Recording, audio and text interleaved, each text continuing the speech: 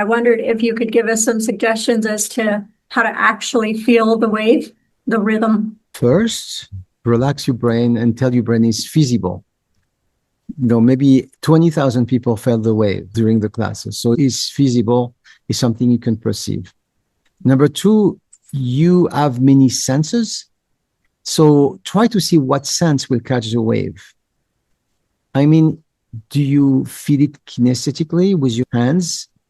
Do you listen to the wave? I listen to I try to use all the modalities, all the sensory to be able to understand students, but I use my ear. And when you head go side to side like this, laterally, usually you listen. So I use my ear to listen like a bat to the sound of the lymph. I use my hands. You can use your eyes. Then there's something which is beyond the five senses. Maybe you just know. And you cannot describe it. You cannot explain it. And often I go around somebody, they say, I don't feel anything right now. I say, why your hand is moving? I don't know, but I don't feel it. I'm not sure. She doesn't know, but And I check on those students who are like, and it's perfect. You're right on it. Really? I don't feel anything. Sometimes it's like that. Sometimes you just need a bit of reassurance, to be safe. You call TA and will make you feel safe, and that's all it is.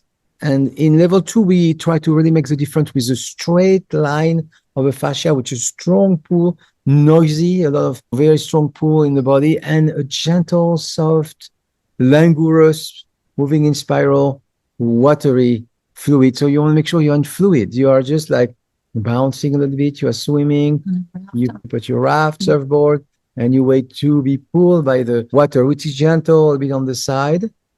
And the thing here, you have also a group effect in that class right now, because many people are feeling it.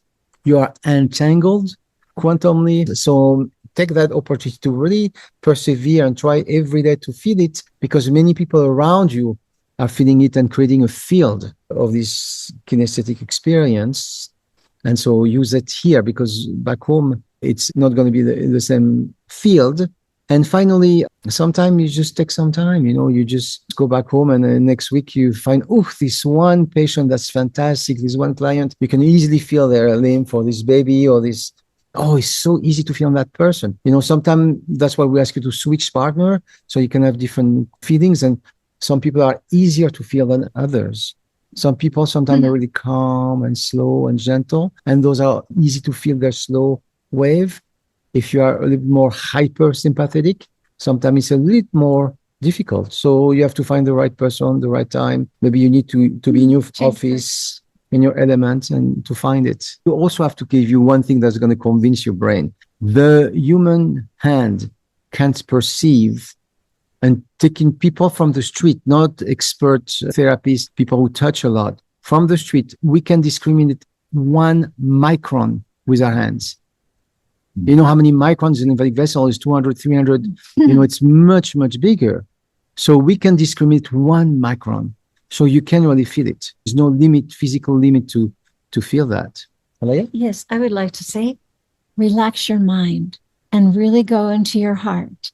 And what I would do when I was first learning, after I could feel it but not feel it, I would, on my leg, on my thigh, I would drop down very gently. And then I would feel it like it would fill.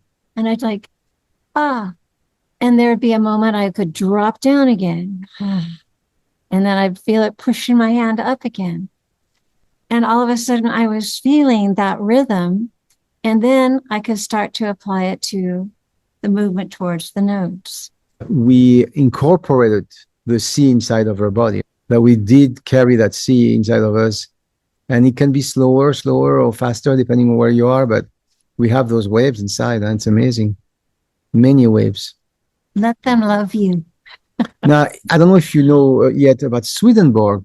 He was a scientist, a genius, polymath from Sweden, 1688, 1772. I love Swedenborg. He went one step further. They were at the time very religious, but also it was the beginning of the scientific revolution. He was looking for the interface between the soul and the body. And so in his description, he said, God give you a soul and the soul is going to enter the body, infuse your body. Basically, what happened between the non-physical and the physical. And he said, one of the things that happened when the soul enters your body, it's a flexion extension of the brain, a primary respiration, those are the words he used, and there's a movement of the fluid through the whole body, first the central nervous system going along the nerves, and today we know there's CSF along the nerves. There's no big separation between the central and the peripheral nervous system.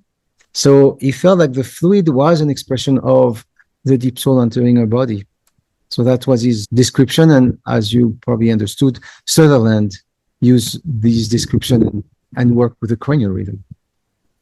So those movement of fluid, CSF or lymph, which are really brother and sister fluid in the body, are connected with something deeper a little bit.